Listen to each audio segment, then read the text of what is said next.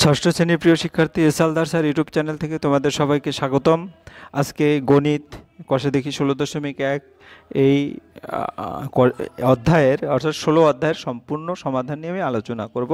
প্রতিটি অঙ্ক আমি লেখচিত্র এবং নিখুঁত গাণিতিক বিশ্লেষণের মাধ্যমে সমাধান দেখাবো।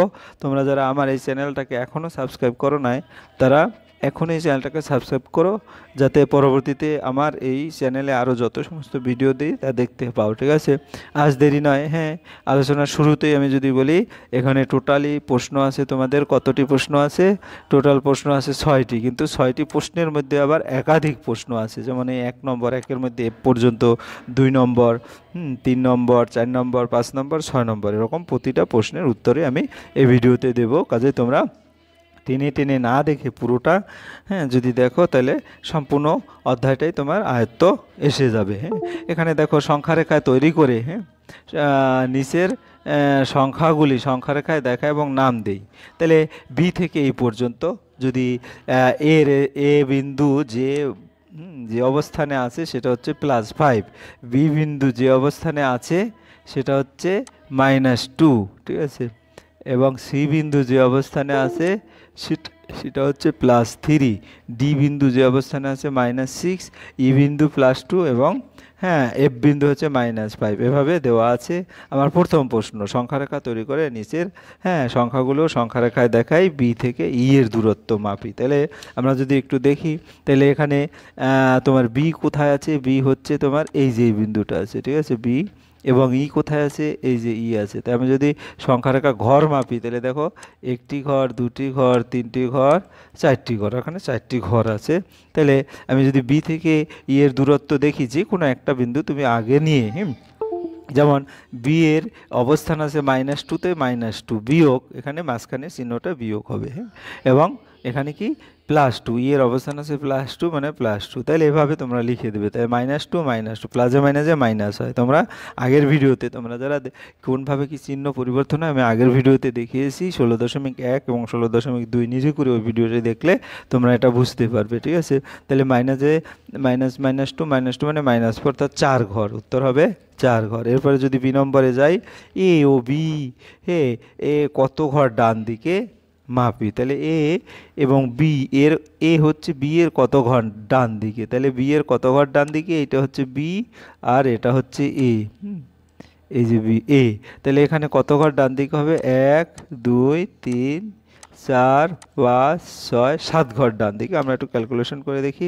এই যে দেখো, তোমার এ হচ্ছে +5 অবস্থান, মানে আবার বি হচ্ছে -2, তাহলে এখানে -2 আর এই মাঝখানের চিহ্ন অটোমেটিক মাইনাস, প্লাস -5, তাহলে এই প্লাসে মাইনাসে আবার মাইনাস হয়ে যায়, 2 থেকে -5 করলে -7 আসে, উত্তর তার 7 ঘর। এবার ডি এর থেকে কত ঘর বাম দিকে আছে? ডি হচ্ছে কোথায়? ডি হচ্ছে এইটা, আর ইটা কোথায় হচ্ছে? এইটা কত ঘর বাম দিকে দেখি? 1 ঘর, 2 ঘর, 3 ঘর, 4 ঘর, 5 ঘর, 6 ঘর, 7 ঘর, 8 ঘর, 8 ঘর ডান বাম দিকে। এখন আমরা একটু গাণিতিকভাবে যদি দেখি, ডি এর -6 অবস্থান এবং এর +2 অবস্থান, তাই +2 -6, তাহলে এটা যদি করি 2 মাইনাসে মাঝে প্লাস হয়ে গেল, 2 + 6 মানে 8, অর্থাৎ 8 ঘর। তারপরে আমি যদি দেখি ডি এবং এফ এর কত ঘর বাম দিকে মেপে লিখি, ডি এফ এর কত ঘর? ডিটা হচ্ছে কোথায়? ডিটা হচ্ছে এইটা, আর এফ কোথা হচ্ছে এই যে এটা, বাম দিকে কত ঘর? 1 ঘর বাম দিকে। তারপরে ক্যালকুলেশন দেখাই, ডি -6 এফ -5, তাহলে -5 মাইনাস আবার -6, তোমার যে কোনো একটা আগে দিলেই হবে কিন্তু। এই যেমন -5 -6, তাহলে -5 আর মাইনাসে মাঝে প্লাস হয়ে গেল, -5 + 6 মানে +1, অর্থাৎ 1 ঘর। এরপরে দেখা গেছে ই নম্বর, এ এবং এফ এর ঘরে যে সংখ্যা দুইটি আছে তাদের মধ্যে সম্পর্ক দেখি। তাহলে আমরা যদি সমাধান দেখি, এ বিন্দুটা হচ্ছে কোথায়? এ বিন্দুটা হচ্ছে এই জায়গায়, আর এফটা হচ্ছে কোথায়? এফটা হচ্ছে এই জায়গায়। তাহলে টোটাল সম্পর্কটা কি? দেখো, এই শূন্য বিন্দু থেকে ঠিক 5 ঘর বাম দিকে আছে এফ বিন্দু, আর শূন্য থেকে ঠিক 5 ঘর ডান দিকে আছে। তাহলে +5 বা -5 মধ্যে সম্পর্ক পরস্পর বিপরীত সংখ্যা, এভাবে বলে দেব। তারপরে বি এবং ই এর মধ্যে সংখ্যা দুটি আছে, তাদের পরম মান কি? বি এবং ই এর মধ্যে যদি যে সংখ্যা দুটি আমরা দেখতে পাই, এটা হচ্ছে বি এবং এটা হচ্ছে ই, অর্থাৎ বি ঠিক 0 বা মূলবিন্দু থেকে ঠিক 2 ঘর বাম দিকে, আর মূলবিন্দু থেকে ই হচ্ছে 2 ঘর ডান দিকে, অর্থাৎ এরা সংখ্যা দুটি পরস্পর বামে এবং ডানে 2, অর্থাৎ এদের পরম মান 2, এভাবে আমরা বলতে পারি। তারপরে নিচের রাশিগুলো কি বোঝায়? নিচের রাশিগুলি দেখো। হ্যাঁ, এবারে 2 নম্বরের প্রশ্ন যে -10 টাকা লাভ। তাহলে এই -10 টাকা লাভ বলতে যেটা বোঝায়, -10 টাকা লাভ মানে 10-এর -10-এর বিপরীত হলো +10, হ্যাঁ, আর লাভের বিপরীত হলো ক্ষতি। তাহলে -10 টাকা লাভ বলতে বোঝায় 10 টাকা ক্ষতি, ঠিক আছে? অর্থাৎ হ্যাঁ, -10 টাকা লাভ রাশিটির মাধ্যমে বোঝায় 10 টাকা ক্ষতি। এরপরে -15 মিটার উপরে, -15 মিটার, -15 দ্বারা সে একইভাবে +15 বুঝায়, আর উপরে বুঝে নিচে, অর্থাৎ -15 বিপরীত হলো কি 15 মিটার নিচে, ঠিক আছে? তারপরে এভাবে তোমরা উত্তরগুলি লিখে দেবে। এরপরে সি নম্বর, -36 গ্রাম ওজন, -36-এর বিপরীত +36, আর কম বিপরীত বেশি। তাহলে -36-এর বিপরীত হচ্ছে +36 বেশি, ঠিক আছে? -36 গ্রামের বিপরীত, ঠিক আছে? অর্থাৎ -36কে কম বলতে বোঝায় 36 গ্রাম বেশি। এরপরে হচ্ছে আমাদের ডি নম্বর। ডি নম্বরে 18 মিটার পূর্ব দিকে, -18 মিটার। তা -18-এর বিপরীতে +18, এবং পূর্ব দিকের বিপরীত হচ্ছে পশ্চিম দিক। তাহলে আমার ফাইনালি কি হবে? -18 মিটার পূর্ব দিক, অর্থাৎ 18 মিটার পশ্চিম দিক, যেহেতু পূর্ব দিকের বিপরীত পশ্চিম, সুতরাং -18 পূর্ব দিক বলতে বোঝায় 18 মিটার পশ্চিম দিক। এরপরে ই নম্বর, -23 টাকা জমা, -23-এর বিপরীত +23, এবার জমার বিপরীত খরচ। তাহলে -23 টাকা জমা মানে 23 টাকা খরচ। আসলে এতটুকু দিলেই হয়, ফাইনাল অ্যান্সার তোমাদের না দিলেও হবে, অর্থাৎ এখান থেকে প্রথম থেকে এতটুকু দিলেও উত্তরটা হয়ে যাবে। এরপর আমরা চলে যাচ্ছি, হ্যাঁ, গিয়ে হলো এফ নম্বরে, -5 কিলোমিটার দক্ষিণ দিকে। -5 কিলোমিটার দক্ষিণ দিকে, -5-এর বিপরীত হচ্ছে +5, আর দক্ষিণের বিপরীত হচ্ছে উত্তর দিকে, অর্থাৎ -5 কিলোমিটার দক্ষিণ দিকের ভেতরে 5 কিলোমিটার উত্তর দিকে। এরপর আমরা চলে যাচ্ছি, হ্যাঁ, 3 নম্বরের প্রশ্ন, নিচে সংখ্যা রেখা পরম মান নির্ণয় করি। দেখি -12, -12 মানে 0 থেকে বাম দিকে 12টি ঘর, অর্থাৎ এ পর্যন্ত। তা 12টি ঘর মানে, হ্যাঁ, সংখ্যায় যদি বলি, অর্থাৎ প্রথম সংখ্যা রেখাটা আঁকলাম, সংখ্যা রেখাতে -12 বসিয়ে দেখলাম মূলবিন্দু থেকে 0 থেকে 12 ঘর অবধি নির্ণয় করি। মূলবিন্দু থেকে 12 অবধি মোট 12টি ঘর আছে, অর্থাৎ পরম মান 12, ঠিক আছে? অর্থাৎ পরম মান 12। অন্যভাবে দেখলো -12 সংখ্যাগত মান হচ্ছে 12, ঠিক আছে? কাজেই -12 পরম মান হলো 12, যা একটি সংখ্যাগত মানও বটে। এরপরে বি নম্বর, বি নম্বর হচ্ছে +13। আমি যদি সংখ্যা রেখা এভাবে একটা আঁকি, 0 থেকে জাস্ট 13 পর্যন্ত হচ্ছে +13, অর্থাৎ 13টি ঘর আছে, তাই না? প্রথমে সংখ্যা রেখাটা আঁকলে দেখা যাচ্ছে, হ্যাঁ, 0 থেকে 13 অবধি মোট 13টি ঘর আছে। তাহলে তার পরম মান হচ্ছে 13। এরপরে গিয়ে হলো আমার কি, -22। প্রথমে সংখ্যা রেখাটি আঁকতে হবে, সংখ্যা রেখাতে -22 মানটি বসিয়ে পাই। এবার মূলবিন্দু থেকে 0 থেকে -22 অবধি, তোমরা যদি এখানে দেখো -22 অবধি, অর্থাৎ এই যে 0 থেকে একবারে এই পর্যন্ত নিয়ে আসছে -22 অবধি, অর্থাৎ এখানে টোটাল 22টি ঘর আছে। কাজেই এর সংখ্যাগত মান যেহেতু 22, কাজে এর পরম মান হচ্ছে 22। এরপরে তোমার আমরা যদি দেখি -61, এখানে -61 মানে অনেকগুলি ঘর। এই কারণে কী করেছি, 0 থেকে 25টা ঘর দিয়ে ডট ডট ডট ডট দিয়ে 60 থেকে আবার শুরু করছি, অর্থাৎ এখান থেকে ধরে নাও এটা 60।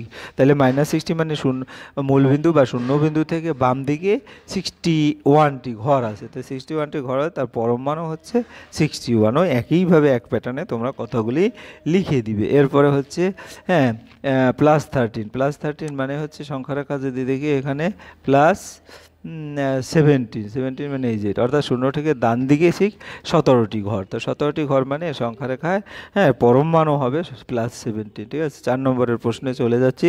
4 নম্বরের প্রশ্ন 10 টাকা ব্যয়। তাহলে প্রথমে দেখা যায় 10 টাকা ব্যয়, এর ব্যয়ের বিপরীত হচ্ছে আয়। তাহলে 10 টাকা ব্যয়ের বিপরীত রাশি হবে 10 টাকা আয়, অথবা 10 টাকা আয় মানে -10 টাকা ব্যয়। তো দুইভাবে উত্তর আসতে পারে, -10 টাকা ব্যয়ের বিপরীত হবে 10 টাকা ব্যয়, অথবা -10 টাকা ব্যয়, অথবা 10 টাকা আয়। দুই রকমের উত্তর হতে পারে। -15 মিটার উপরে, -15 মিটার উপরে মানে -15 বিপরীত হচ্ছে +15, তাহলে আমি বলতে পারি 15 মিটার উপরে ওঠা, অথবা, হ্যাঁ, -15 মিটার নিচে নামা। যে কোনো একটাকে কিন্তু তোমার এখানে কিন্তু দুটো রাশিকেই বিপরীত করা যায়। -10 টাকা সেখানে আবার ব্যয়ের বিপরীত খরচ, কাজে যে কোনো একটা করতে হবে। কাজে তোমরা একটু ভালো করে লক্ষ্য রাখবে, তাইলে উত্তরগুলি পেরে যাবে। অর্থাৎ বুঝছো কি না, আমি পরেরটা দিয়ে আর একটা বুঝিয়ে দিই। যেমন দেখা গেছে কি, পরের প্রশ্ন আছে 81 টাকা লাভ। তো 81 টাকা আমি কিন্তু দুটো বিপরীত করতে, 81 বিপরীত -81, আবার লাভের বিপরীত ক্ষতি। তো আমি যে কোনো একটা করবো, অর্থাৎ -81 টাকা লাভ, অথবা 81 টাকা ক্ষতি, যে কোনো একটা তোমরা ক্লিয়ার করে বলবে, ঠিক আছে? এই দুটো একসাথে প্রয়োগ করলে সেটা আবার পজিটিভ হয়ে যাবে। -35 মিটার নিচে নেওয়া, -35-এর বিপরীত হচ্ছে +35, অর্থাৎ 35 মিটার নিচে নামা, এভাবে বলতে পারো। অথবা 35 মিটার নিচে উপরে ওঠা, দুটোর যে কোনো একটা উত্তর হয়ে যাবে। ঠিক আছে, তোমরা উত্তরগুলি দেখতে পাচ্ছ। -24 কিলোগ্রাম ওজন বৃদ্ধি, অর্থাৎ -24 কিলোগ্রাম ওজন হ্রাস, এটা বলতে পারি। অথবা 24 কিলোগ্রাম ওজন বৃদ্ধি, এটাও বলতে পারি, যে দুটোর একটা যে কোনো একটাই বলতে। 28 মিটার ডান দিকে, 28 মিটার ডান দিকের বিপরীত হবে -28 মিটার ডান দিকে অথবা 28 মিটার বাম দিকে।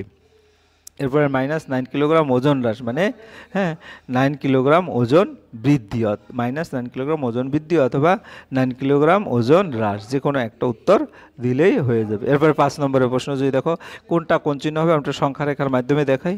সংখ্যা রেখা যদি আমরা দেখতে পাই 0 এবং 5, অর্থাৎ আমি কি করব, 0 থেকে 5 পর্যন্ত আমরা দাগ কাটবো, অর্থাৎ 5 মানে এই যে এই পর্যন্ত। তাহলে 0 থেকে 5, ডান দিকের ঘরটা হচ্ছে 5, বাম দিকের ঘরটা হচ্ছে 0, কাজে 5 বড়, ডান দিকে যে ঘরটা থাকবে সেটা বড় হবে, কাজে আমার চিহ্নটা এভাবে হবে। ঠিক আছে, অর্থাৎ 0, 5 সংখ্যাটিকে সংখ্যা রেখা স্থাপন করে 0 সংখ্যাটি 5 সংখ্যার বাম দিকে আছে ফাঁকা ঘরে, হ্যাঁ স্মলার দ্যান চিহ্ন ব্যবহার হবে, অর্থাৎ সংখ্যা রেখার সাইজে।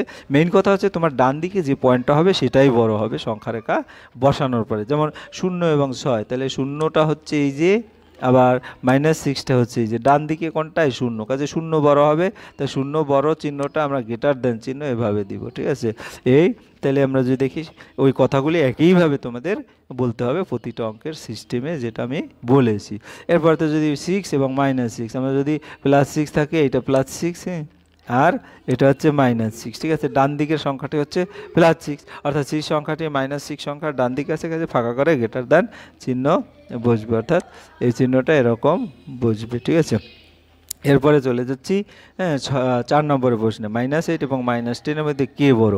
তাহলে -8 হচ্ছে তোমার এই যে এটা, 0 থেকে -8, এবং -10 হচ্ছে এই যে এটা, তাহলে ডান দিকে কে আছে, -8 আছে, তাহলে এটা বড় হবে, তাহলে এরকম চিহ্ন হবে, অর্থাৎ -8 চিহ্নটা হবে এরকম। ঠিক আছে, এরপরে চলে যাচ্ছি আমরা 6 নম্বরে। 6 নম্বরে কি আছে, -1 এবং -11, -11 হচ্ছে এই যে এটা, আর -1 হচ্ছে এই যে, -1টা ডান দিকে আছে, কাজে -1টা বড় হবে, এটা চিহ্ন হবে এই দিকে। ঠিক আছে, সংখ্যা রেখার মাধ্যমে কিন্তু অনায়াসে বোঝা যাবে, ডান দিকে যে থাকবে, মানে যে ডান দিকে থাকবে সেই বড়। 11 এবং 15 যদি আমি বসাই, তাহলে এটা হচ্ছে 11, সংখ্যা রেখা যদি আমি দেখাই যে এটা 11, আর এটা হচ্ছে 15, তাহলে কি বড়, ডান দিকে আছে 15, কাজেই হ্যাঁ 15 বড় হবে, এই দিকে চিহ্ন হবে। ঠিক আছে, তোমরা দেখে নাও, ওইভাবেই কিন্তু দেওয়া আছে। এরপরে 7 নম্বর আছে -10 এবং -2। -10 হচ্ছে এই যে, আর +2 হচ্ছে এইদিকে, অর্থাৎ +2 ডান দিকে আছে, কাজে +2 বড় হবে, অর্থাৎ চিহ্নটা তাহলে কি হবে, +2-র দিকে হবে এরকম।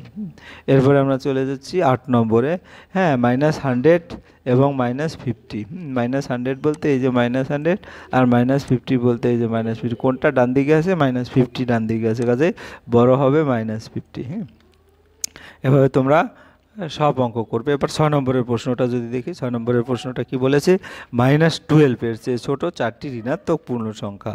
তাহলে আমরা যদি কাগজ দেখি, -12টা কোথায় আছে, -12টা এখানে আছে, এর বাম এই দিকে হচ্ছে সকল ছোট সংখ্যা, আর এই দিকে হচ্ছে সকল বড় সংখ্যা। ঠিক আছে, তাই ছোট সংখ্যা হচ্ছে -13, -14, -15, -16, এভাবে আমার যত সংখ্যা লাগে। তাহলে আমরা দেখি যে -12 চেয়ে ছোটো 4টি ঋণাত্মক পূর্ণ সংখ্যা, -14, হ্যাঁ -16, -18, -20, এরকম করে তুমি আরও একাধিক বলতে পারো। তুমি কিন্তু -14 এরকম না, -13 আমরা বলতে পারি। ঠিক আছে, তাহলে -12 চেয়ে ছোটো 4টি ঋণাত্মক পূর্ণ সংখ্যা, আশা করি বুঝতে পেরেছ। এরপরে হ্যাঁ -8 চেয়ে বড় 4টি ঋণাত্মক পূর্ণ সংখ্যা। তাহলে -8টা কোথায় আছে, -8টা আছে এই জায়গায়, এর চেয়ে বড় 4টি ঋণাত্মক পূর্ণ সংখ্যা, হ্যাঁ এর চেয়ে বড়, তাহলে বড় এই একটা ঋণাত্মক, এই যে -7, -6, -5, -4, -3, -2, -1, এরকম অনেকগুলি ঋণাত্মক পূর্ণ সংখ্যা আছে, যেটা -8-এর চেয়ে বড়। তো -8-এর চেয়ে বড় এরকম 8টি, যে কোনো 4টি সংখ্যা নিতে হবে। ঠিক আছে, 4টি সংখ্যার মধ্যে হ্যাঁ কি বলতে পারে, -7, -6, -5, -4। হুম, কাজে 8 এর চেয়ে 4টি ঋণাত্মক পূর্ণ সংখ্যা লিখেছি, আশা করি বুঝতে পেরেছো। ভিডিওটি তোমাদের যদি ভালো লেগে থাকে লাইক কমেন্ট শেয়ার করতে ভুলবে না। আর যারা এখনও আমার এই চ্যানেলটি সাবস্ক্রাইব করো না, প্লিজ প্লিজ প্লিজ আমার এই চ্যানেলটি সাবস্ক্রাইব বেল আইকনটি প্রেস করে সাথে থাকো। হ্যাঁ, আজকে এই পর্যন্ত, তোমাদের সবাইকে ধন্যবাদ।